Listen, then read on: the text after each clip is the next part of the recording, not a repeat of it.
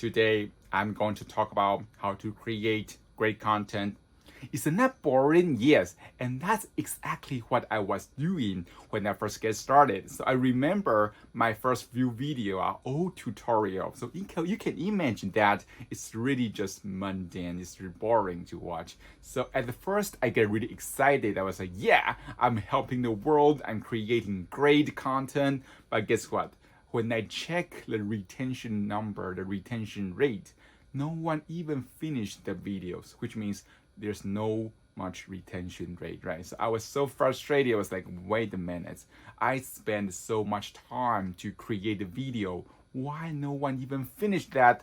But then I realized because nowadays people have really low retention rates. There are so much noises outside. That's the reason why we want to make sure our content is engaging and fun to watch. So how do we do about that, right? So there are 3 E's you need for your content, right? So the first one is educational. So you want to make sure they can learn something from your video. And I think that's a foundation. And we do create content which is educational. But the other 2 components are more important as well.